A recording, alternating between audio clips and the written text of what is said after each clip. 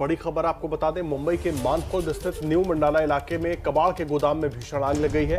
Fire brigade की 12 गाड़ियों की मदद से आग बुझाने का काम वहां पर जारी है। आग से कई घर जलकर खाक हो गए हैं, वहीं 3 से 4 गैस के सिलेंडर भी फट गए हैं।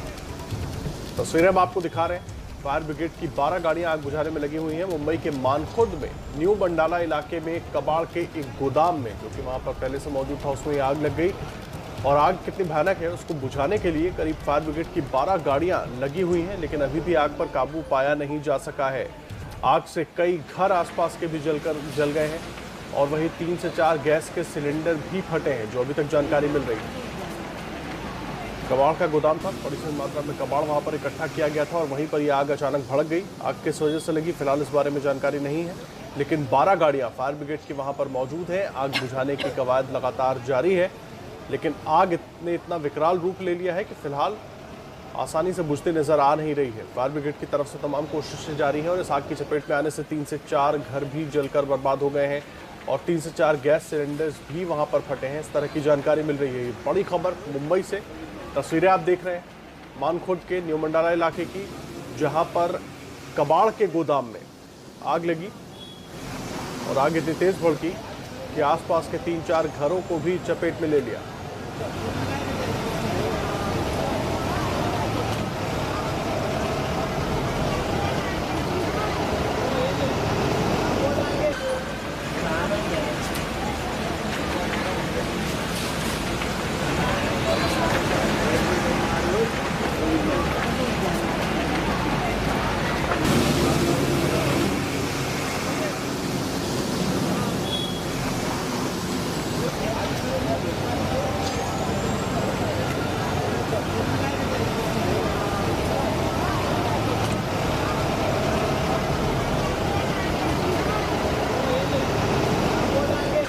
मुंबई के मानखुर्द की तस्वीरें आप देख रहे हैं, जहां पर न्यू मंडाला इलाका है ये, और यहां पर कबाड़ का एक बड़ा गोदाम होता था और उसी में ये अचानक आग भड़क गई और आग इतनी तेज भड़की कि उसकी चपेट में आने से 3 से 4 घर जो आसपास थे वो भी जल गए हैं।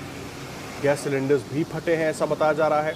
आग पर काबू पाने के लिए करीब 12 गाड़ियां मौके पर मौजूद है। फायर ब्रिगेड की लगातार कोशिश जारी है आग पर काबू करने की, लेकिन कबाड़ का गोदाम था, अलग अलग तरह का कबाड़ वहां पर इकट्ठा किया गया था और इसलिए आग पर काबू करने में थोड़ी दिक्कत आ रही है।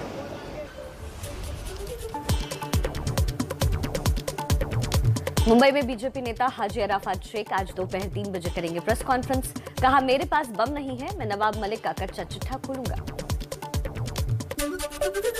ड्रग्स केस में नवाब मलिक का नया आरोप। कहा, कहीं ड्रग्स का खेल गुजरात से तो नहीं चल रहा। ड्रग्स केस में आरोपियों की गुजरात के मंत्री से पहचान का आरोप। बुधवार को गुजरात के द्वारका में 350 करोड़ की ड्रग्स पकड़ी गई। नवाब मलिक के आरोपों पर गुजरात के गृह मंत्री हर्ष संघवी का पलटवार। बोले, मुझे गुजरात पुलिस पर गर्व है, उसने गुजरात में घुसने से पहले ड्रग्स पकड़ी। मुंबई में सज्जाद किसी के इशारों पर बेखौफ ड्रग्स का कारोबार कर रहा था। क्रूज ड्रग्स केस में जमानत की शर्तों के मुताबिक शाहरुख खान के बेटे आर्यन को आज एनसीबी दफ्तर में लगानी होगी हाजिरी। एनसीबी की एसआईटी आर्यन का बयान भी दर्ज कर सकती है। ड्रग्स केस में गवाह प्रभाकर सेल से एनसीबी की एसआईटी टीम ने फिर पूछताछ की। तकरीबन 4 घंटे चली ये पूछताछ। मुंबई पुलिस ने एनसीबी के जोनल डायरेक्टर समीर वानखेड़े का बयान दर्ज किया। एसीपी रैंक के अधिकारी एससी/एसटी मामले की जांच कर रहे हैं। वानखेड़े ने सारे दस्तावेज अधिकारी को सौंपे।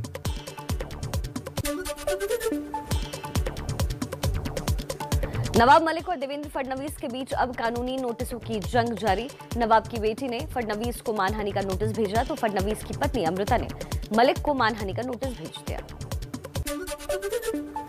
बढ़ सकती है नवाब मलिक की मुश्किलें। महाराष्ट्र के पुणे में वक्फ बोर्ड की जमीन घोटाले के केस में ईडी की 7 जगहों पर छापेमारी। नवाब मलिक की सफाई। कहा, वक्फ बोर्ड की जमीन पर नहीं, चैरिटी वाली संस्था पर छापे पड़े। नवाब मलिक का बयान। बोले, मैंने वक्फ बोर्ड में सफाई अभियान चलाया, बोर्ड में पूरी पारदर्शिता के साथ कामकाज हो रहा है। यूपी शिया वक्फ बोर्ड और उसके अध्यक्ष वसीम रिजवी पर भी नजर डाली ईडी। वसूली कांड में फरार चल रहे मुंबई के पूर्व पुलिस कमिश्नर परमवीर सिंह को भगोड़ा घोषित करने की तैयारी। सीआईडी ने संपत्ति अटैच की। केंद्र सरकार को परमवीर के खिलाफ रेड कॉर्नर नोटिस के लिए पत्र लिखा गया। कांग्रेस नेता सलमान खुर्शीद की किताब सनराइज ओवर अयोध्या पर विवाद जारी। हिंदुत्व की तुलना आईएसआईएस और बोको हराम जैसे आतंकी संगठन से की गई। दिल्ली में विवेक गर्ग नाम के वकील ने पुलिस में शिकायत दर्ज करवाई। कांग्रेस नेता गुलाम नबी आजाद ने सलमान खुर्शीद की किताब में हिंदुत्व की तुलना पर असहमति जताई। कहा, राजनीतिक विचारधारा के तौर पर हम हिंदुत्व से सहमत नहीं, लेकिन हिंदुत्व की आईएसआईएस और जिहादी इस्लाम से तुलना करना गलत है। हिंदुत्व की तुलना आतंकी संगठनों से करने वाले खुर्शीद पर भड़की बीजेपी प्रवक्ता गौरव भाटिया ने कहा, हिंदुओं की भावनाओं को ठेस पहुंची है। राहुल सोनिया जवाब दें, खुर्शीद को पार्टी से बर्खास्त किया जाए। सलमान खुर्शीद की किताब को लेकर बीजेपी नेता कपिल मिश्रा का हमला। कहा, हामिद अंसारी मत बनिए, माफ कीजिएगा।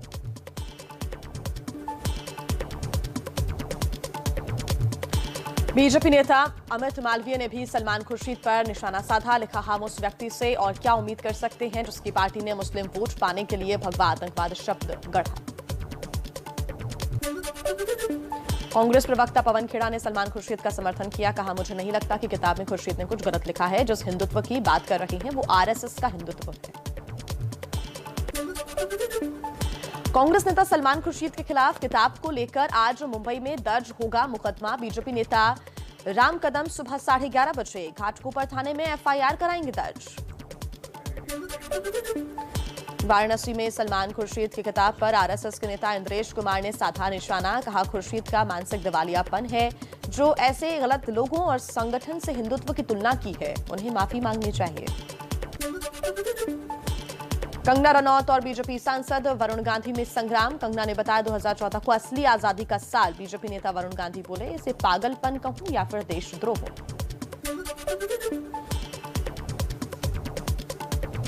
कांग्रेस ने कंगना रनौत से पद्मश्री वापस लेने की मांग की। कांग्रेस नेता मोहन प्रकाश ने कहा, कंगना ने स्वतंत्रता सेनानियों का अपमान किया, ये सब प्रधानमंत्री की शह पर किया गया। हिंदुस्तान अवाम मोर्चा के अध्यक्ष जीतन राम मांझी ने कंगना रनौत से पद्मश्री वापस लेने की मांग की। बोले, दुनिया समझे कि गांधी, नेहरू, भगत सिंह, पटेल, कलाम, मुखर्जी, सावरकर सभी ने भीख मांगी तो आजादी मिली। यूपी में कासगंज मामले पर कोहराम जारी। अल्ताफ की मौत पर मां शबनम का पुलिस पर आरोप। मेरा बेटा खुदकुशी नहीं कर सकता, उसकी हत्या हुई है। अनपढ़ पिता से शव देने के नाम पर अंगूठा लगवाया गया।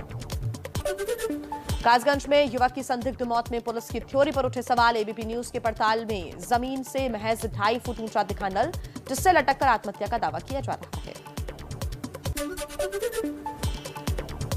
यूपी के कासगंज में पुलिस हिरासत में अल्ताफ मौत मामले पर सियासत हुई तेज। समाजवादी पार्टी का 6 सदस्यीय प्रतिनिधिमंडल पीड़ित परिवार से करेगा मुलाकात।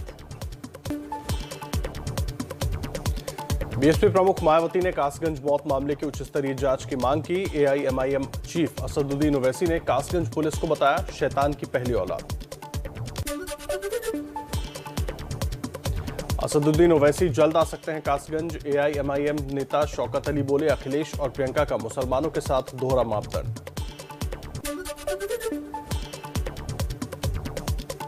कांग्रेस नेता सलमान खुर्शीद ने कासगंज में युवक के परिजनों से मुलाकात की। बोले, अल्ताफ के परिवार के साथ कांग्रेस पार्टी खड़ी है, न्याय दिलाने के लिए सुप्रीम कोर्ट तक जाएगी।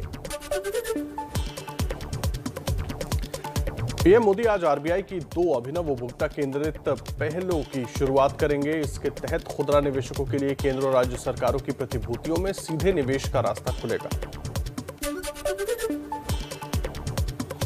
दिल्ली में 19 से 21 नवंबर तक बीजेपी संगठन महामंत्रियों की बैठक। मीटिंग में पीएम मोदी और बीजेपी के राष्ट्रीय अध्यक्ष जेपी नड्डा भी शामिल हो सकते हैं। गृहमंत्री अमित शाह आज 2 दिन का मिशन यूपी उनका है। वाराणसी में बीजेपी की बड़ी बैठक में कार्यकर्ताओं को देंगे जीत का मंत्र। सीएम योगी, प्रदेश अध्यक्ष, प्रदेश प्रभारी समेत तमाम नेता होंगे शामिल। यूपी के सीएम योगी आदित्यनाथ आज सुल्तानपुर में पूर्वांचल एक्सप्रेसवे के उद्घाटन की तैयारियों का जायजा लेंगे। 16 नवंबर को पीएम मोदी करेंगे उद्घाटन। यूपी चुनाव में जिन्ना के नाम पर सियासत जारी। बीजेपी प्रदेश अध्यक्ष स्वतंत्र देव सिंह ने साधा निशाना। बोले, विपक्ष के कुछ नेता जल्द ही अपना सीना चीरकर जिन्ना की तस्वीर दिखाएंगे और वोट मांगेंगे। मुंबई में बीजेपी नेता हाजी अरफात शेख आज दोपहर 3 बजे करेंगे प्रेस कॉन्फ्रेंस। कहा, मेरे पास बम नहीं है, मैं नवाब मलिक का कच्चा चिट्ठा खोलूंगा। ड्रग्स केस में नवाब मलिक का नया आरोप। कहा, कहीं ड्रग्स का खेल गुजरात से तो नहीं चल रहा। ड्रग्स केस के आरोपियों की गुजरात के मंत्री से पहचान का आरोप। बुधवार को गुजरात के द्वारका में 350 करोड़ की ड्रग्स पकड़ी गई।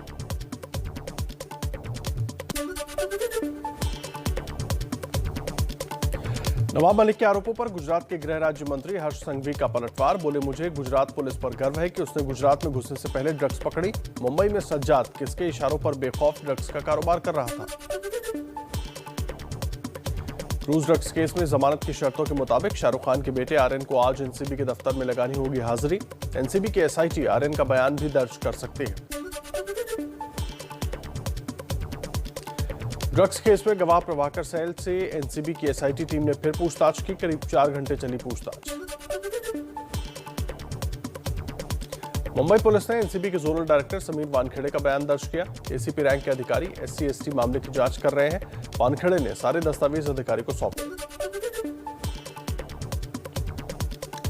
बढ़ सकती है नवाब मलिक की मुश्किलें। महाराष्ट्र के पुणे में वक्फ बोर्ड की जमीन घोटाले के केस में ईडी की 7 जगहों पर छापेमारी। नवाब मलिक की सफाई। कहा, वक्फ बोर्ड की जमीन पर नहीं, चैरिटी वाली संस्था पर छापे पड़े। नवाब मलिक का बयान। बोले, मैंने वक्फ बोर्ड में सफाई अभियान चलाया। बोर्ड में पूरी पारदर्शिता से कामकाज हो रहा है। यूपी शिया वक्फ बोर्ड और उसके अध्यक्ष वसीम रिजवी पर भी नजर डाले ईडी। नवाब मलिक और देवेंद्र फडणवीस के बीच अब कानूनी नोटिसों की जंग। नवाब की बेटी ने फडणवीस को मानहानि का नोटिस भेजा तो फडणवीस की पत्नी अमृता ने मलिक को मानहानि का नोटिस भेज दिया।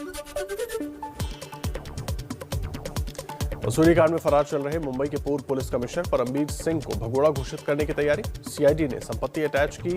केंद्र सरकार को परमबीर के खिलाफ रेड कॉर्नर नोटिस के लिए पत्र लिखा। कांग्रेस नेता सलमान खुर्शीद की किताब सनराइज ओवर अयोध्या पर विवाद जारी। हिंदुत्व की तुलना आईएसआईएस और बोको हरम जैसे आतंकी संगठनों से की। दिल्ली में विवेक गर्ग नाम के वकील ने पुलिस में शिकायत दर्ज कराई। कांग्रेस नेता गुलाम नबी आजाद ने सलमान खुर्शीद की किताब में हिंदुत्व की तुलना पर असहमति जताई। कहा, राजनीतिक विचारधारा के तौर पर हम हिंदुत्व से सहमत नहीं, लेकिन हिंदुत्व की आईएसआईएस और जिहादी इस्लाम से तुलना करना गलत। हिंदुत्व की तुलना आतंकी संगठनों से करने वाले खुर्शीद पर भड़की बीजेपी। प्रवक्ता गौरव भाटिया ने कहा, हिंदुओं की भावनाओं को ठेस पहुंची है। राहुल सोनिया जवाब दें, खुर्शीद को पार्टी से बर्खास्त करें। सलमान खुर्शीद की किताब को लेकर बीजेपी नेता कपिल मिश्रा का हमला। कहा, हामिद अंसारी मत बनिए। बीजेपी नेता अमित मालवीय ने भी सलमान खुर्शीद पर निशाना साधा। लिखा, हम उस व्यक्ति से और क्या उम्मीद कर सकते हैं जिसकी पार्टी ने मुस्लिम वोट पाने के लिए भगवा आतंकवाद शब्द गढ़ा। कांग्रेस प्रवक्ता पवन खेड़ा ने सलमान खुर्शीद का समर्थन किया। कहा, मुझे नहीं लगता कि किताब में खुर्शीद ने कुछ गलत लिखा है। जिस हिंदुत्व की बात वो कर रहे हैं वो आरएसएस का हिंदुत्व है। कांग्रेस नेता सलमान खुर्शीद के खिलाफ किताब को लेकर आज मुंबई में दर्ज होगा मुकदमा। बीजेपी नेता राम कदम सुबह 11:30 बजे घाटकोपर थाने में एफआईआर दर्ज कराएंगे। कंगना रनौत और बीजेपी सांसद वरुण गांधी में संग्राम। कंगना ने बताया, 2014 को असली आजादी का साल। बीजेपी नेता वरुण गांधी बोले, इसे पागलपन कहूं या देशद्रोह। कांग्रेस ने कंगना रनौत से पद्मश्री वापस लेने की मांग की। कांग्रेस नेता मोहन प्रकाश ने कहा, कंगना ने स्वतंत्रता सेनानियों का अपमान किया। ये सब प्रधानमंत्री की शय पर किया गया। हिंदुस्तान आवाम मोर्चा के अध्यक्ष जीतन राम मांझी ने कंगना रनौत से पद्मश्री वापस लेने की मांग की। बोले, दुनिया समझेगी गांधी, नेहरू, भगत सिंह, पटेल, कलाम, मुखर्जी, सावरकर सबने भीख मांगी तो आजादी मिली। कासगंज में युवक की संदिग्ध मौत में पुलिस की थ्योरी पर उठे सवाल। एबीपी न्यूज की पड़ताल में जमीन से महज 2.5 फुट ऊंचा दिखा नल, जिससे लटककर आत्महत्या का दावा किया जा रहा है।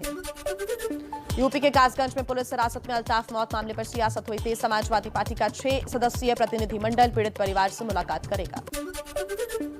बीएसपी प्रमुख मायावती ने कासगंज मौत मामले की उच्च स्तरीय जांच की मांग की। एआईएमआईएम चीफ असदुद्दीन ओवैसी ने कासगंज पुलिस को बताया शैतान की पहली औलाद। असदुद्दीन ओवैसी जल्द जा सकते हैं कासगंज। एआईएमआईएम नेता शौकत अली बोले, अखिलेश और प्रियंका का मुसलमानों के साथ दोहरा मापदंड। कांग्रेस नेता सलमान खुर्शीद ने कासगंज में युवक के परिजनों से मुलाकात की। बोले अल्ताफ के परिवार के साथ कांग्रेस पार्टी खड़ी है, न्याय दिलाने के लिए सुप्रीम कोर्ट तक जाएंगे। कासगंज मौत मामले पर यूपी सरकार के प्रवक्ता सिद्धार्थ नाथ सिंह का बयान। बोले चुनाव नजदीक है और इसलिए धर्म की राजनीति करने की कोशिश हो रही है। वाराणसी में सलमान खुर्शीद की किताब पर आरएसएस के नेता इंद्रेश कुमार ने साधा निशाना। कहा खुर्शीद का मानसिक दिवालियापन है, जो ऐसे गलत लोगों और संगठन से हिंदुत्व की तुलना की है, उन्हें माफी मांगनी चाहिए। पीएम मोदी आज आरबीआई की 2 अभिनव उपभोक्ता केंद्रित पहलों की करेंगे शुरुआत। इसके तहत खुदरा निवेशकों के लिए केंद्र और राज्य सरकारों की प्रतिभूतियों में सीधे निवेश का रास्ता खुलेगा। दिल्ली में 19 से 21 नवंबर तक बीजेपी संगठन महामंत्रियों की बैठक। मीटिंग में पीएम मोदी और बीजेपी के राष्ट्रीय अध्यक्ष जेपी नड्डा भी हो सकते हैं शामिल। गृह मंत्री अमित शाह आज 2 दिन का मिशन यूपी दौरा करने जा रहे हैं। वाराणसी में बीजेपी की बड़ी बैठक में कार्यकर्ताओं को देंगे जीत का मंत्र। सीएम योगी, प्रदेश अध्यक्ष, प्रदेश प्रभारी समेत तमाम नेता होंगे शामिल। यूपी के सीएम योगी आदित्यनाथ आज सुल्तानपुर में पूर्वांचल एक्सप्रेसवे के उद्घाटन की तैयारियों का लेंगे जायजा। 16 नवंबर को पीएम मोदी करेंगे उद्घाटन। यूपी चुनाव में जिन्ना के नाम पर हो रही सियासत। बीजेपी प्रदेश अध्यक्ष स्वतंत्र देव सिंह ने साधा निशाना। बोले विपक्ष के कुछ नेता जल्द ही अपना सीना चीरकर जिन्ना की तस्वीर दिखाएंगी और वोट मांगेंगे। यूपी विधानसभा चुनाव में जिन्ना के बाद तोते की एंट्री। एमआईएम प्रमुख ओवैसी बोले अखिलेश को भारत का इतिहास नहीं पता, कोई अंगूठा छाप लिखकर दे देता है, वो तोते की तरह रटकर बोल देते हैं।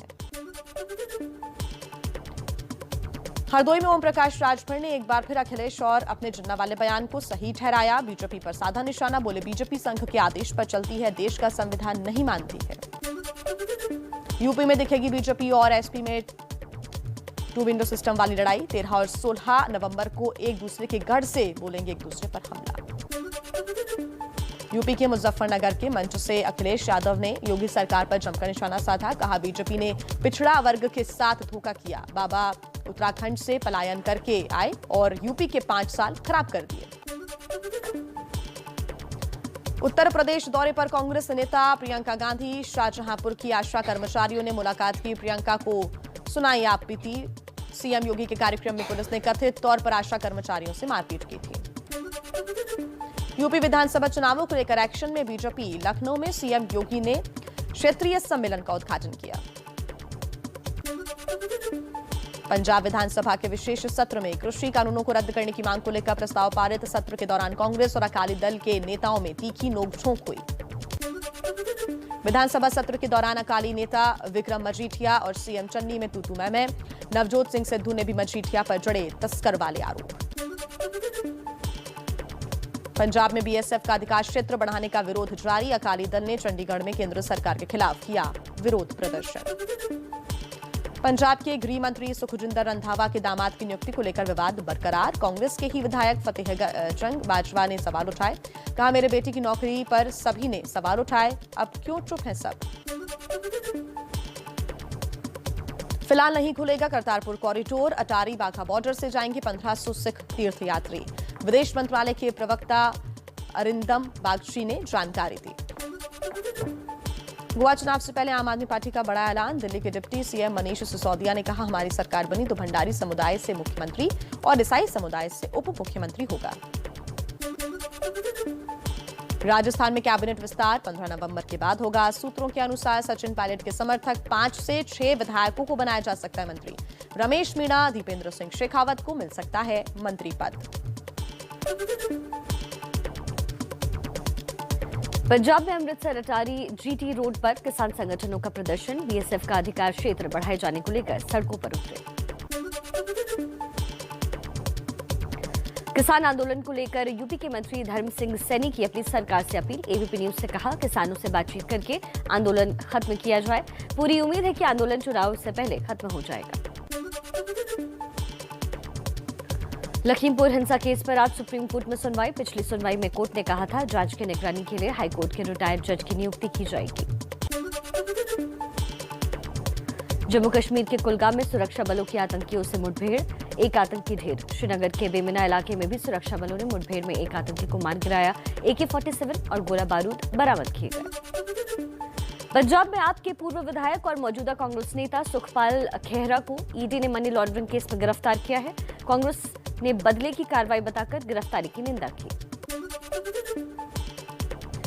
हरियाणा के सोनीपत में पहलवान नशा हत्याकांड में मुख्य आरोपी कोच पवन की पत्नी सुजाता और उसका भाई अमित गिरफ्तार। आज कोर्ट में होगी पेशी, लेकिन मुख्य आरोपी पुलिस की गिरफ्त से अभी दूर। मुजफ्फरनगर में धर्मांतरण और विदेश फंडिंग में फंसे मौलाना कलीम सिद्दीकी की मुश्किलें और बढ़ी। एक युवक ने 4 लाख रुपए और मुस्लिम लड़की से शादी का लालच देकर धर्म परिवर्तन कराने का लगाया आरोप। बागपत में फर्जी सीआईडी अफसरों के गिरोह का हुआ पर्दाफाश। पुलिस ने 2 महिलाओं समेत 5 बदमाशों को पकड़ा। कई जगहों पर लोगों को लगा चुके हैं लाखों का चूना। यूपी में बांग्लादेशी नागरिकों को जाली भारतीय पासपोर्ट पर विदेश भेजने वाले गैंग का हुआ भांडाफोड़। 2 लोग गिरफ्तार, 12 से ज्यादा पासपोर्ट बरामद की गई। गैंग अब तक 100 लोगों को विदेश भेज चुका है। एमपी के जबलपुर में कांग्रेस विधायक के 16 साल के बेटे ने लाइसेंसी पिस्टल से खुदकुशी की। पूर्व सीएम कमलनाथ ने ट्वीट कर जताया दुख, बोले परिवार के प्रति शोक संवेदनाएं। ग्वालियर में फाइनेंस कंपनी के दबाव पर फूटा कार मालिक का गुस्सा। रिकवरी टीम के सामने ही कार को आग लगाई। दिल्ली में बड़े ड्रग्स रैकेट का हुआ भांडाफोड़। क्राइम ब्रांच ने 40 लाख की ड्रग्स के साथ 3 ड्रग्स तस्करों को गिरफ्तार किया। विदेश से ड्रग्स की खेप मंगवाते थे तस्कर। दिल्ली के करकरडुमा कोर्ट के ऋषभ टावर की 6ठी मंजिल पर भयानक आग से अफरा तफरी का माहौल। मौके पर पहुंची 14 फायर ब्रिगेड की गाड़ियों से आग पर काबू पाया गया। रक्षा मंत्री राजनाथ सिंह का आज से 3 दिवसीय लखनऊ दौरा। यूपी डिफेंस इंडस्ट्रियल कॉरिडोर की बैठक में शामिल होंगे। राष्ट्रीय सुरक्षा सलाहकार अजीत डोभाल आज सरदार वल्लभ भाई पटेल राष्ट्रीय पुलिस अकादमी में प्रशिक्षु आईपीएस अधिकारियों को संबोधित करेंगे। दक्षिण कोरिया ने निकाला ट्रैफिक से निपटने का हाईटेक इलाज। एयर ड्रोन टैक्सी का प्रदर्शन किया। 2025 तक लोग पैसेंजर ड्रोन में उड़ान भर पाएंगे। यूपी चुनाव में जिन्ना को लेकर बहस लगातार जारी है और अब ओवैसी ने अखिलेश यादव की समझ पर सवाल उठा दिए हैं। अनपढ़, अंगूठा छाप ना जाने क्या क्या कह दिया ओवैसी ने अखिलेश यादव को। देखिए हमारी रिपोर्ट। पाकिस्तान और जिन्ना के बाद यूपी चुनाव में तोते की एंट्री। कोई अंगूठा छाप अगर उनको लिख कर दे देता है तो वो बेचारे अपनी जबान से तोते की तरह उसको रट कर कह देती है। सुना आपने, अखिलेश यादव को असदुद्दीन ओवैसी ने नई उपाधि दे दी है। यूपी के मुरादाबाद में प्रचार के लिए पहुंचे ओवैसी यही नहीं रुके, अखिलेश को अंगूठा छाप कहकर इतिहास पढ़ने की नसीहत दे दी। उत्तर प्रदेश के चुनाव में जिन्ना कहां से आ गए, ये जिन कहां से पैदा हो गया उनको नहीं मालूम। इस जिन को तो हमने भगा दिया पाकिस्तान, मगर बोले जा रहे जिन्ना की बात अगर करके समझते हैं कि उत्तर प्रदेश के मुसलमानों का वोट मिल जाएगा। अरे उत्तर प्रदेश के मुसलमानों ने एक फैसला ले लिया है, जिन्ना की हमारे पास ना कभी अहमियत थी ना रहेगी इंशाअल्लाह ताला। जिन्ना के बहाने ओवैसी बीजेपी और कांग्रेस पर भी बरसे। इधर समाजवादी जीना, उनके साथी भी जीना और बीजेपी को मौका मिल गया वो भी जीना। अरे आरएसएस वालों, तुम ये तो बता दो कि तुम्हारा क्या रोल रहा भारत की जंग आजादी में। यूपी चुनाव में जिन्ना पर अखिलेश यादव की शुरू हुई बहस थमने का नाम नहीं ले रही है। अखिलेश के नए साथी ओम प्रकाश राजभर तो एक कदम आगे बढ़ गए। देश के पहले प्रधानमंत्री जिन्ना को बना दिया गया होता तो भारत का बंटवारा ही नहीं होता। वो आडवाणी जी के विचार को पढ़िए, अटल जी के विचार को पढ़िए, जो समदेश के शुभचिंतक है उनके विचार को पढ़िए, वो क्यों उनकी तारीफ करते थे। चुनाव के वक्त विपक्ष के मुंह से जिन्ना का ये गुणगान बीजेपी के लिए बैठे बिठाए मिले एक मौके जैसा है, तो बीजेपी के धुरंधर भी मौके पर चौका जड़ रहे हैं। यूपी के बीजेपी अध्यक्ष स्वतंत्र देव सिंह ने ट्विटर पर लिखा, विपक्ष के कुछ नेता जल्द ही अपना सीना चीरकर जिन्ना की तस्वीर दिखाएंगे और वोट मांगेंगे। जिनको जिन्ना भारत की राजनीति के महापुरुष लगते हैं, उनको जिन्ना के देश चले जाना चाहिए। बिहार में जहरीली शराब से हो रही मौतों के बाद बक्सर में पुलिस एक्शन में नजर आ रही है। यूपी से शराब पीकर आ रहे लोगों को दबोचा जा रहा है। इसके लिए जो तकनीक इस्तेमाल की जा रही है उसे देखकर आप भी चौंक जाएंगे। देखिए हमारी ये खास रिपोर्ट। बक्सर की सीमा पर लगा है पहरा। वीर कुंवर सिंह सेतु पर आती जाती गाड़ियों को चेक किया जा रहा है। कारें, बाइक, जीप रोकी जा रही हैं और तब शुरू होता है शराबियों को पकड़ने का अभियान। ये देखिए, बाइक वाले को रोका और तुरंत पहचान हो गई। आप सोचेंगे शराब पकड़ने के उपकरण कहाँ हैं? पर बक्सर पुलिस को उसकी जरूरत ही नहीं है। बस 1 मिनट सूंघा और शराबी पकड़ा गया। ये देखिए, इसी तरकीब का इस्तेमाल करके 2 और पकड़े गए। मामला जब सीएम की बदनामी का हो तो बिहार पुलिस कुछ परवाह नहीं करती। कोरोना काल में बिना मास्क के कोरोना का खतरा उठाकर भी सूंघ कर शराबियों को पकड़ा जा रहा है। आखिर सवाल शराब बंदी पर जो उठे हैं, ये देखिए चेकिंग में ज्ञान भी दिया जा रहा है। भूल जाइए कि उधर समाते हैं और बिहार में एक्टिंग करते हैं। चेक कीजिए, सब बारीक ढंग से चेक करवाइए पहले। सिर्फ बातें नहीं कर रही पुलिस, पूरी रात चेकिंग जारी रही। लोगों की नाक सूंघ कर भून कर निकाला गया। पूरी रात एक्शन चला तो थाने में शराबी भर गए। दरअसल शराबबंदी वाले बिहार में जहरीली शराब से हुई मौतों के बाद नीतीश सरकार की खूब किरकिरी हो रही है। इसी के बाद बक्सर के एसपी नीरज कुमार के आदेश पर पुलिस और आबकारी विभाग ने अभियान चला डाला।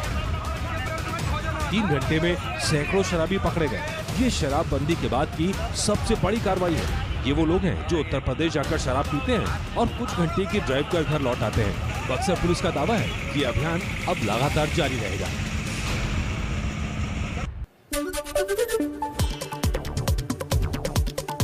ड्रग्स केस में नवाब मलिक का नया आरोप। कहा, ड्रग्स केस के आरोपियों की गुजरात के मंत्री से पहचान। कहीं ड्रग्स का खेल गुजरात से तो नहीं चल रहा है।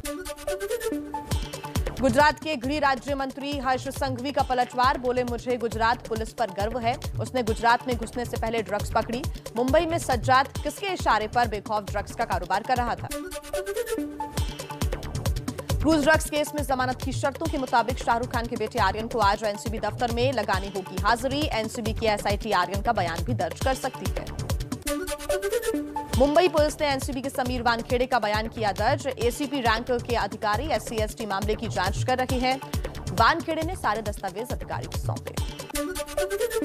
वसूली कांड में लापता मुंबई के पूर्व पुलिस कमिश्नर परमवीर सिंह को भगोड़ा घोषित करने की तैयारी। सीआईडी ने संपत्ति अटैच की। केंद्र रेड कॉर्नर नोटिस जारी करने के लिए पत्र लिखा। पीएम मोदी आज आरबीआई की 2 अभिनव उपभोक्ता केंद्रित पहलों की शुरुआत करेंगे। इसके तहत खुदरा निवेशकों के लिए केंद्र और राज्य सरकारों की प्रतिभूतियों में सीधे निवेश का रास्ता खुलेगा।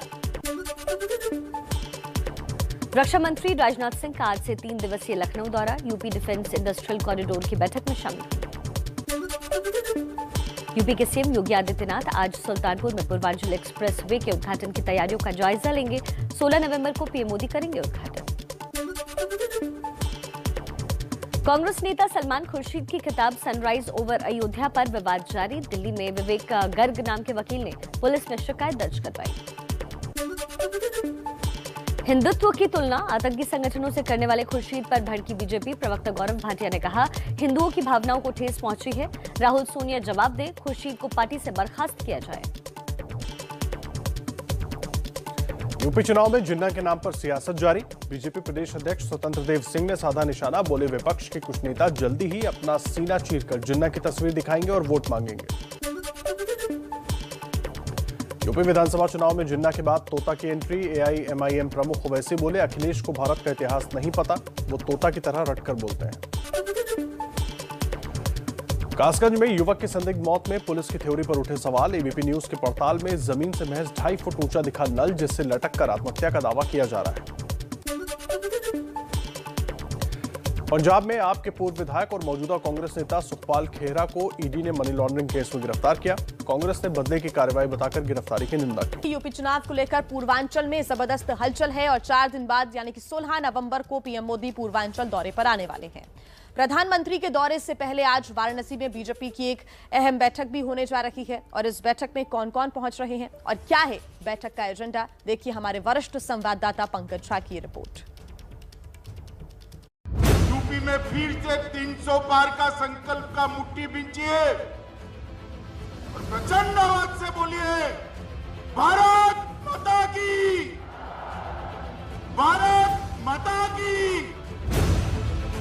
मिशन यूपी पर बीजेपी के चाणक्य आज पूर्वांचल को साधने का बनाएंगे प्लान। मुझे विश्वास है 2022 में फिर से हम 300 पार करने वाले हैं। गृह मंत्री अमित शाह आज 2 दिन के यूपी दौरे पर बाबा विश्वनाथ की नगरी काशी पहुंच रहे हैं। मकसद है काशी के जरिए पूर्वांचल में बीजेपी की जीत की पटकथा लिखना।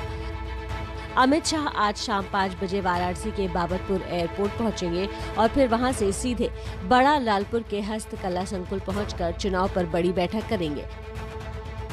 अमित शाह के दौरे को लेकर प्रदेश संगठन ने भी बड़ी तैयारी की है। पूरे शहर को दुल्हन की तरह सजाया गया है। कार्यक्रम स्थल, यात्रा मार्ग और प्रमुख चौराहों पर 5000 से ज्यादा झंडे और 1000 से ज्यादा होर्डिंग लगाई गई है। हस्तकला संकुल में होने वाली बैठक में अमित शाह के साथ सीएम योगी भी शामिल होंगे। यूपी में बीजेपी के चुनाव प्रभारी और केंद्रीय मंत्री धर्मेंद्र प्रधान भी बैठक में होंगे। खास बात यह है कि शाह की बैठक में करीब 700 नेताओं को बुलाया गया है।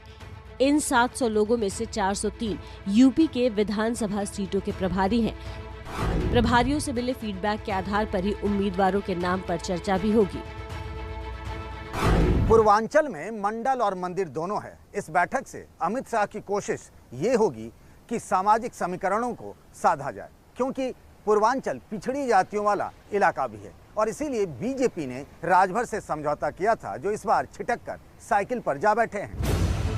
हालांकि पूर्वांचल में जातियों का समीकरण साधने के लिए बीजेपी ने छोटे दलों से गठबंधन किया है। बीजेपी का अनुप्रिया पटेल की अपना दल के साथ पहले से गठबंधन है। अनुप्रिया पटेल की कुर्मी वोट पर पकड़ है।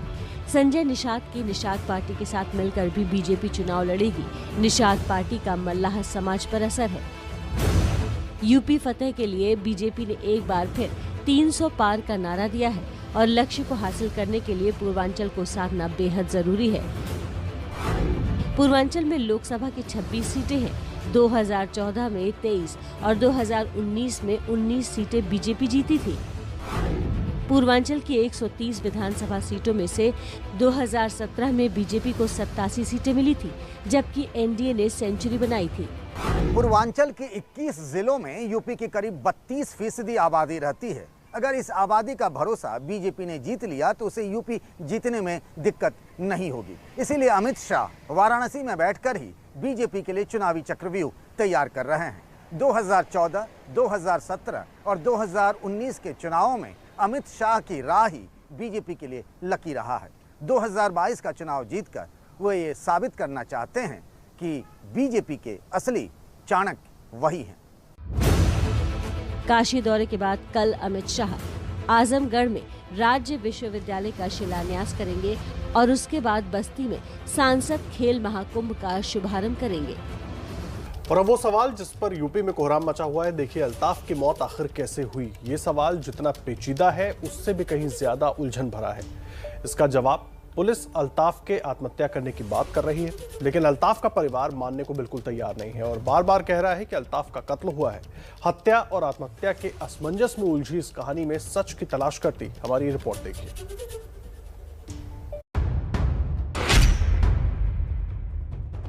इस नल से जुड़ी अल्ताफ की मौत एक रहस्य बन गई है। इस नल से जन्मी आत्महत्या की एक अजीबोगरीब थ्योरी सियासत का मौका बन गई है। इसी नल की वजह से आज अल्ताफ का परिवार गम और आंसुओं के सैलाब में डूबा है और चीख चीख कर कह रहा है कि अल्ताफ ने आत्महत्या नहीं की, उसे मारा गया है। मेरे भाई ने खुदकुशी नहीं की, उसे मारा गया। आत्महत्या नहीं है, ये हत्या है। पुलिस की थ्योरी के मुताबिक कासगंज थाने के शौचालय में लगे इस करीब 2.5 फीट ऊंचे नल से लटककर 5.5 फीट लंबे अल्ताफ ने फांसी लगा ली। उसमें कुड़ में लगे हुए एक नाड़े से उसने जो वॉशरूम का जो नल है उसमें फंसा के अपना गला घोटने की खुद ने जो है वो कोशिश की थी। 2.5 फीट ऊंचे नल से लटककर 5.5 फीट के अल्ताफ की मौत की थ्योरी के जन्मदाता यही हैं। ये हैं कासगंज के कप्तान रोहन प्रमोद बोत्रे। रोहन प्रमोद बोत्रे अल्ताफ की आत्महत्या की जो कहानी बता रहे हैं वो किसी के गले के नीचे नहीं उतर रही। पहले इनकी थ्योरी और उसका आधा सच बताती अल्ताफ की तस्वीर का रिश्ता समझिए। ये अल्ताफ की तस्वीर बताई जा रही है। कासगंज कोतवाली के हवालात का टॉयलेट है। नल समेत पाइप की जमीन से ऊंचाई करीब 2.5 फीट है। नल जिसका एक सिरा बाहर निकला हुआ है उस पर एक डोरी लटक रही है और वही अल्ताफ के गले में भी लटकी है। यानी ये दावा है कि जमीन से सिर्फ 2.5 फीट ऊपर ही अल्ताफ ने फांसी लगाई। अल्ताफ की खुद की हाइट 5.5 फीट की थी, इसलिए वो एक तरह से लेटा हुआ है। पुलिस का दावा है कि अल्ताफ ने अपने जैकेट की डोरी से ही फांसी लगाई और इस वक्त तक भी वो जीवित था। उसकी अस्पताल ले जाने के बाद मौत हुई, लेकिन इस बात का जवाब नहीं मिल रहा है कि 5.5 फीट का अल्ताफ 2.5 फीट के पाइप से लटक कर कैसे फांसी लगा सकता है। नल, डोरी और अल्ताफ की आत्महत्या के इसी रहस्य को समझने एबीपी न्यूज की टीम कासगंज थाने पहुंची। यहाँ क्राइम सीन का हवाला देते हुए अंदर तो नहीं जाने दिया, लेकिन हमने बाहर से ही पड़ताल की तो पता लगा हवालात का कवरेज मना किया गया है। पुलिस की ओर से आप देख सकते हैं कि वहाँ पहरा लगाया गया है, किसी को भी हवालात के पास जाने तक नहीं दिया जा रहा है। तो ऐसे में हम सामने की ओर से तो हवालात आपको नहीं दिखा सकते और ना ही वो नल दिखा सकते हैं। परिवार के लोगों का साफ तौर पर ये आरोप है कि उनके बेटे को हवालात के अंदर कत्ल किया गया है। दूसरी तरफ परिवार बार बार एक ही बात कह रहा है कि अल्ताफ ने आत्महत्या नहीं की, पुलिस ने उसे मार डाला। वो तो मेरा भाई चोट से तक से डरता था, उसको इतनी फांसी लगाने में एक भी डर नहीं लगेगा। मरने के बाद मेरा भाई दिखाया, ये लोग चाहते थे वो बच जाता, इन लोगों ने खुद मारा, ये लोग चाह रहे थे वो मर जाए। मेरा भाई, मुझे इंसाफ चाहिए, बस मुझे ना पता। कासगंज पुलिस पर सवाल उठने की दूसरी वजह ये भी है कि अल्ताफ की मौत होने के बाद पुलिस ने एक कागज पर अल्ताफ के पिता का अंगूठा लगवाया था। कागज में क्या लिखा था ये अल्ताफ के पिता चांद मियां को भी नहीं पता, लेकिन इसमें कासगंज पुलिस की कार्रवाई पर संतोष जताया गया है। चिट्ठी में क्या लिखा था जान लीजिए। मेरे पुत्र अल्ताफ ने डिप्रेशन में आकर फांसी लगा ली। उसको पुलिस वाले CSC उपचार हेतु अशोकनगर लेकर गए, जहां उपचार के दौरान उसकी मृत्यु हो गई। मुझे पुलिस वालों से कोई शिकायत नहीं है, ना मैं और ना मेरा परिवार कोई कार्रवाई करना चाहता है और ना ही भविष्य में करूँगा। जब पूरा मोहल्ला हमारा गया था तो वापस लौटा दिया। ये कह दी सबको बंद कर देंगे, अगर ना बचना चाहोगे। क्या कोतवाली थाना गई थी? हम गए थे, दरवाजे पैसे लौटा दिए। मेरी सास बेहोश थी, सब लेके उसे भागे। मैं बेहोश थी, फिर घर पे आके हमने सोचा कि पूछताछ करके छोड़ देंगे, लेकिन मेरा बच्चा, जो आदमी 5 फुट का आदमी होके और जमीन से 2 फुट ऊंचाई, 2 फुट ऊंचाई पे होती है, 1.5 फुट 2 फुट पे होती है ऊंचाई, वहाँ कोई फांसी लगा सकता है? बैठ भी जाएगा तो भी नहीं लगेगा। बैठ के या लेट के भी फांसी नहीं लग पाएगी। अब आपके लिए पूरा मामला समझना भी बेहद जरूरी है। अल्ताफ ने जिस घर में टाइलें लगाई थी, उस घर की एक नाबालिग लड़की के अगवा होने की शिकायत लड़की के परिवार वालों ने कासगंज कोतवाली में दर्ज कराई थी। इस शिकायत में अल्ताफ को नामजद किया गया था। 8 नवंबर को पूछताछ के नाम पर पुलिस अल्ताफ को पकड़कर थाने लाई। इस दौरान लड़की के पिता और भाई भी मौजूद थे। 9 नवंबर को अल्ताफ की मौत की खबर आई। इस मामले में पुलिस की कार्रवाई पर सवाल एक नहीं अनेक हैं। पुलिस का दावा है कि अल्ताफ को 9 नवंबर को पूछताछ के लिए लाई। अल्ताफ के परिवार के मुताबिक 8 नवंबर को ही पुलिस अल्ताफ को ले गई। पुलिस ने कहा अल्ताफ पर किडनैपिंग का केस है। परिवार ने अल्ताफ को बेकसूर बताया। पुलिस दावा कर रही है कि अल्ताफ ने फांसी लगाकर जान दी। परिवार का आरोप है कि अल्ताफ की हत्या हुई है। इन सब सवालों की वजह से अल्ताफ की मौत एक पहेली बन गई है। मामले में अब तक 5 पुलिस वालों को सस्पेंड किया गया है। इस मामले की विभागीय जांच ASP को सौंपी गई है। SDM मजिस्ट्रेट जांच करेंगे।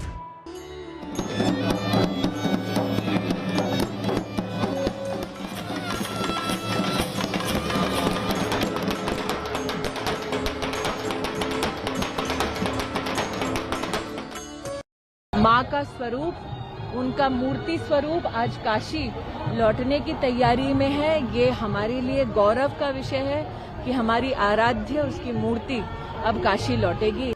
अन्नपूर्णा की वो मूर्ति जो करीब 100 साल पहले बनारस से चोरी हो गई थी, वो कनाडा से वापस आकर काशी की ओर चल चुकी है। दिल्ली से चला मां अन्नपूर्णा का रथ यूपी की सीमा में गाजियाबाद से घुसा और ग्रेटर नोएडा और देर रात अलीगढ़ पहुंचा। जहां जहां से मां का रथ गुजरा, लोगों ने सड़कों के किनारे खड़े होकर माता के दर्शन किए और जयकारे लगाए। यूपी में होने वाले चुनाव से पहले अन्नपूर्णा माता की इस रथ यात्रा की अहमियत बहुत बढ़ गई है। ये तस्वीरें देखकर समझ सकते हैं। अलीगढ़ से बीजेपी के सांसद सतीश गौतम खुद भी रथ पर सवार होकर घूम रहे हैं और इस बड़ी कामयाबी का श्रेय लेने से भी नहीं चूक रहे हैं।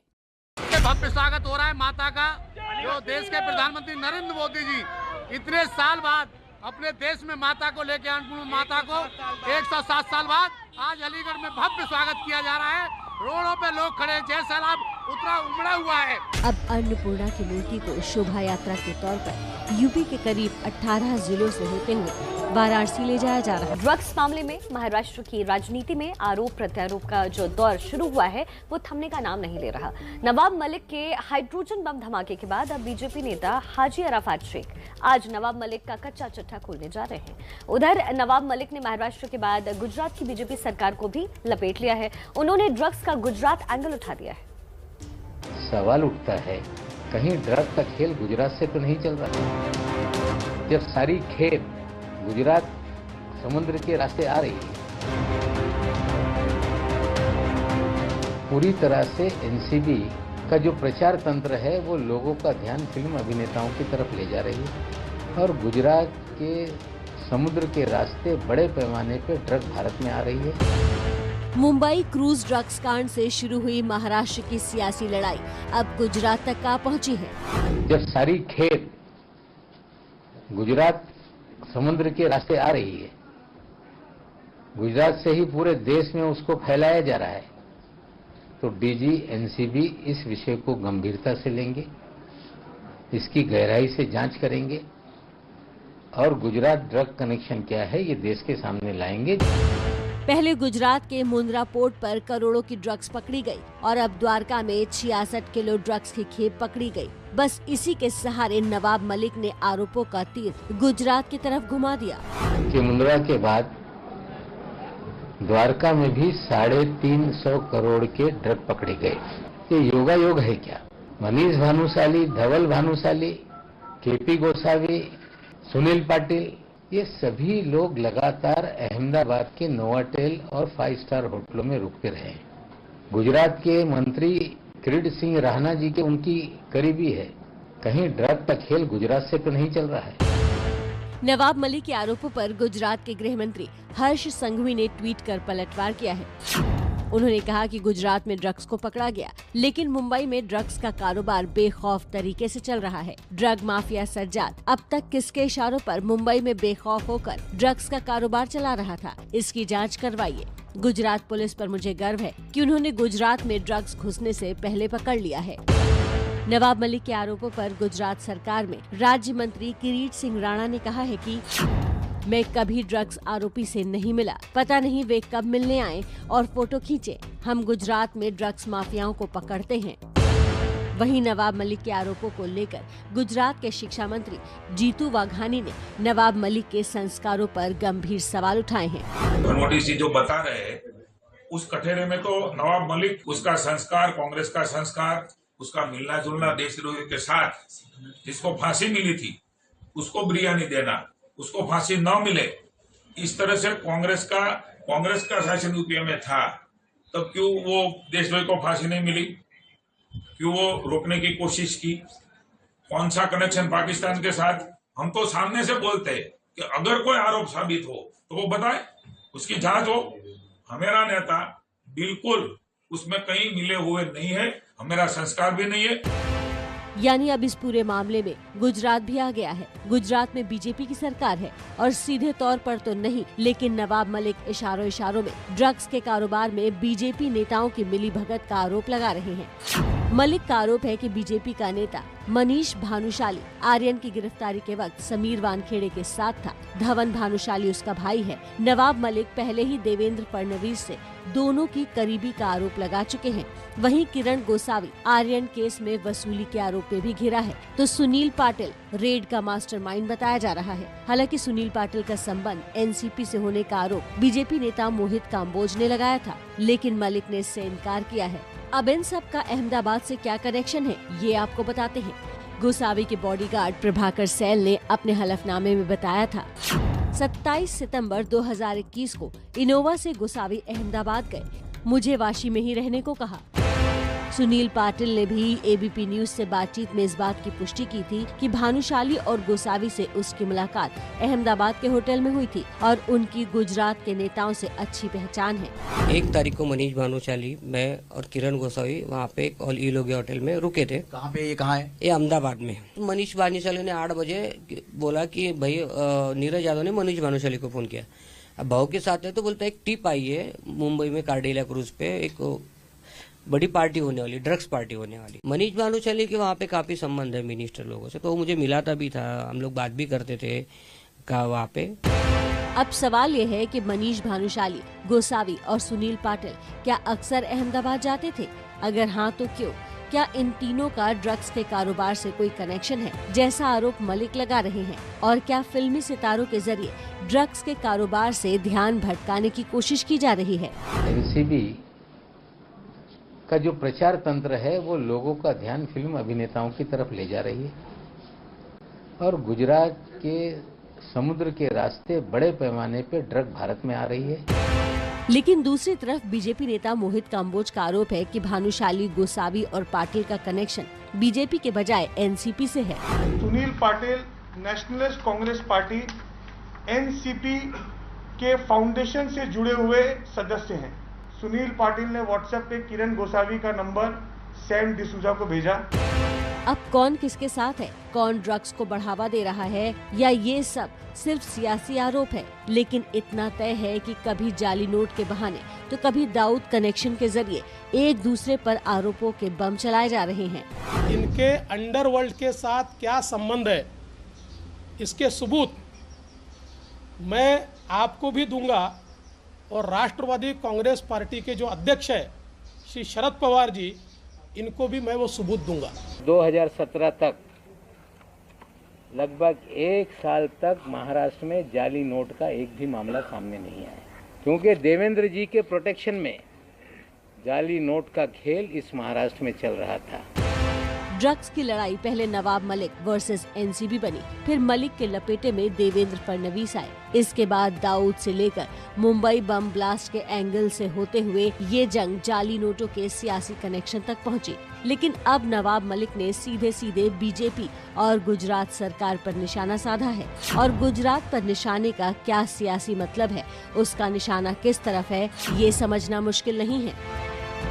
महाराष्ट्र में ड्रग्स केस के बाद से राजनीति में जांच के धमाके हो रहे हैं। अब ईडी यानी प्रवर्तन निदेशालय ने वक्फ बोर्ड घोटाले की जांच भी शुरू कर दी है और दिलचस्प ये है कि महाराष्ट्र वक्फ बोर्ड के मंत्री नवाब मलिक के अधीन आता है। वही नवाब मलिक जो लगातार बीजेपी पर हमले कर रहे हैं। सवाल पूछा जा रहा है कि क्या जांच एजेंसी के बहाने महाराष्ट्र में खेला हो रहा है?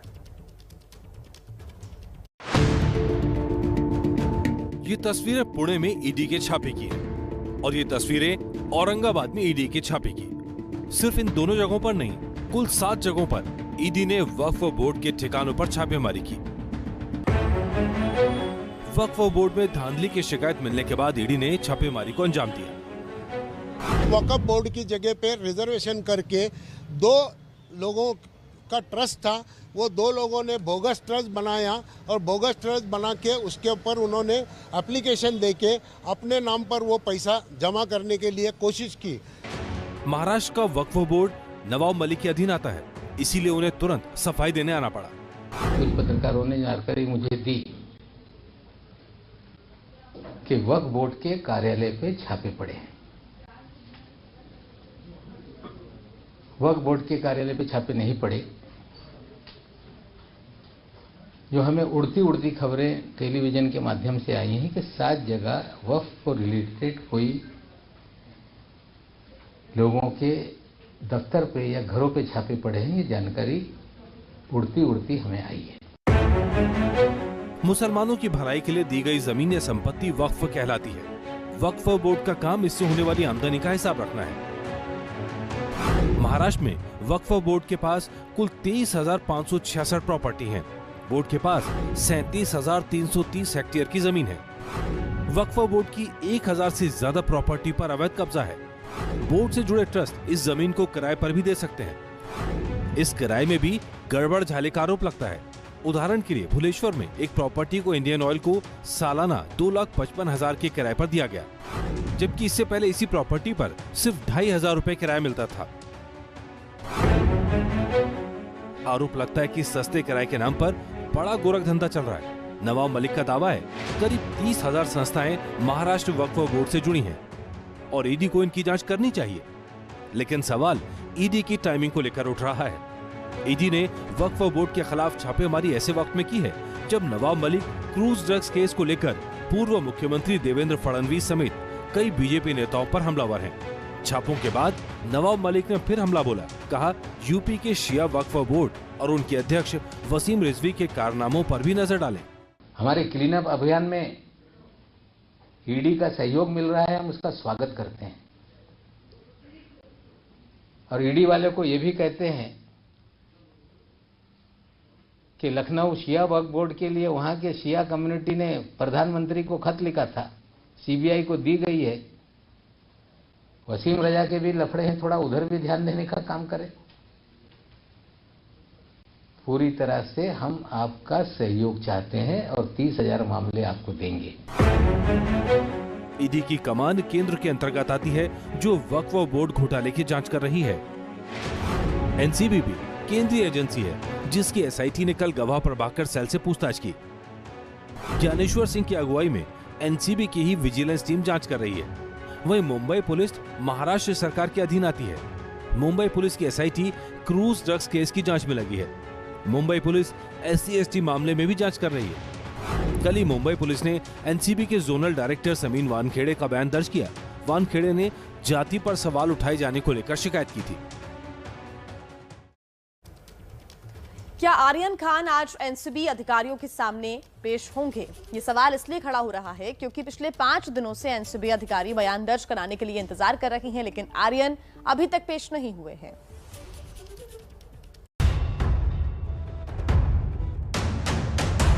क्रूज ड्रग्स केस में आर्यन खान का इंतजार लंबा होता जा रहा है। एनसीबी की एसआईटी इस मामले में आर्यन से दोबारा पूछताछ करना चाहती है। इस बारे में आर्यन को रविवार को ही समन भेजकर तलब किया गया था, लेकिन आर्यन की तरफ से उनके वकील ने तबीयत खराब होने की बात कहकर कुछ वक्त मांगा था। तब से हर रोज एनसीबी के अधिकारी उनका इंतजार कर रहे हैं, लेकिन अभी तक आर्यन एनसीबी के सामने नहीं पहुंच रहे हैं। लेकिन आज आर्यन को एनसीबी के सामने हाजिर ही होना होगा, क्योंकि उनकी जमानत की शर्तों में एक शर्त ये भी थी। आइए एक बार वो शर्त देख लेते हैं जिनके आधार पर आर्यन को जमानत मिली है। आर्यन को एनसीबी दफ्तर में हर शुक्रवार हाजिरी देनी होगी। सोशल मीडिया में जांच से जुड़ी बातें शेयर करने पर पाबंदी। कोर्ट की इजाजत के बिना देश नहीं छोड़ सकते। पासपोर्ट NDPS कोर्ट में जमा कराना होगा। एनसीबी के बुलाने पर पूछताछ के लिए आना होगा। गवाहों पर प्रभाव डालने की कोशिश नहीं करेंगे। सबूतों से छेड़छाड़ की कोशिश नहीं करेंगे। तो आज शुक्रवार है और इस लिहाज से आर्यन को आज हर हाल में एनसीबी दफ्तर में हाजिरी देनी होगी। अगर वो ऐसा नहीं करते हैं तो मुश्किल में पड़ सकते हैं, क्योंकि इससे जमानत की शर्तों का उल्लंघन माना जाएगा और इसका असर उनकी जमानत पर भी पड़ सकता है। जमानत की एक शर्त पूछताछ पर बुलाए जाने के लिए आने की थी। वो शर्त भी वो 5 दिन बाद भी पूरा नहीं कर पाए हैं। ऐसे में अगर वो आज पेशी पर आते हैं तो उनसे एसआईटी के अधिकारी भी पूछताछ कर बयान दर्ज करेंगे। और अब बात हरियाणा के सोनीपत में 2 पहलवानों के कत्ल पर अपडेट की। पहलवान निशा और सूरज दहिया को दिन दहाड़े गोलियों से भून दिया गया, लेकिन अब तक मुख्य आरोपी और निशा की हत्या का आरोपी कोच पवन कुमार फरार है।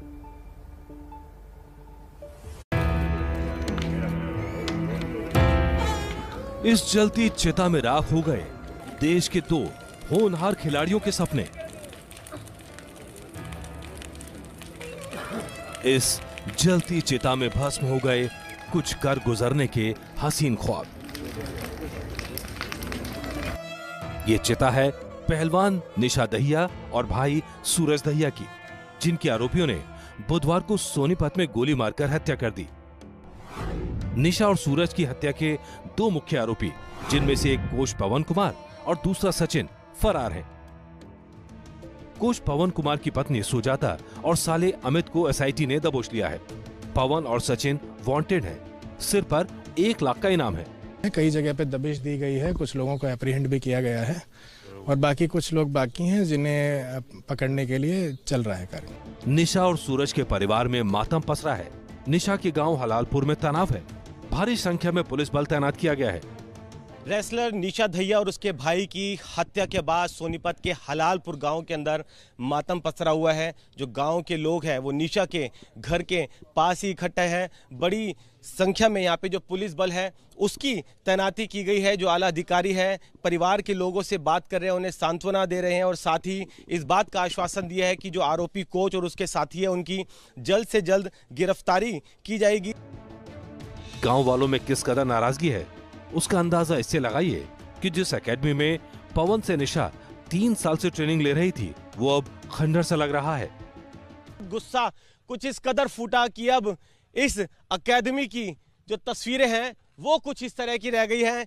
कमरों को आग के हवाले गांव वालों ने कर दिया। गेट जो था उसको पूरी तरीके से यहां पर तहस नहस कर दिया है। परिवार का आरोप है कोच पवन निशा से छेड़छाड़ करता था, पैसे ऐंठता था। अब निशा और सूरज दहिया हत्याकांड में परिवार और ग्रामीणों की मांग है कि मुख्य आरोपियों की जल्द गिरफ्तारी के साथ साथ मामले की फास्ट ट्रैक कोर्ट में सुनवाई हो, दोषियों को फांसी की सजा मिले और महिला खिलाड़ियों के लिए महिला कोच की नियुक्ति हो। पुलिस की कई टीमें आरोपियों की तलाश में जुटी हैं। पुलिस का दावा है जल्द से जल्द मुख्य आरोपी पवन और सचिन सलाखों के पीछे होंगे। तो चलिए अब वक्त हो चुका है आपके फेवरेट सेगमेंट का और हमारे साथ स्टूडियो में मौजूद है इरफान जी। देखते हैं आज इरफान जी क्या बना रहे हैं।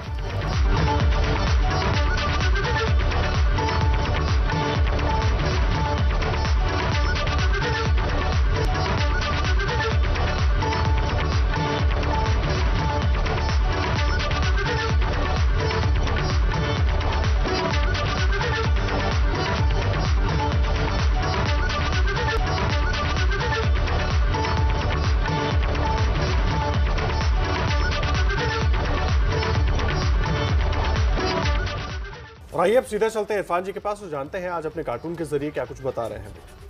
आदेश, आप देख रहे होंगे इस कार्टून के अंदर मैंने खेल को बनाया है, पोल वॉल्ट नाम के खेल को। पोल वॉल्ट को मैंने पोल खोल वॉल्ट कर दिया है। अब इसमें आप देखिए कि ईडी के छापे के बाद में नवाब मलिक जो कि प्रेस कॉन्फ्रेंस कर करके रोज़ रोज़ वाहवाहियाँ ले लेके एक शिखर पर पहुंच गए थे, उनके लिए दिक्कतें ज़रूर खड़ी हो गई हैं।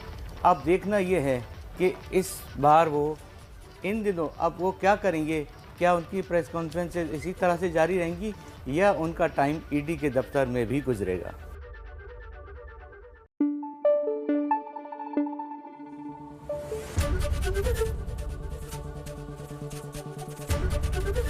एबीपी न्यूज़ आपको रखे आगे।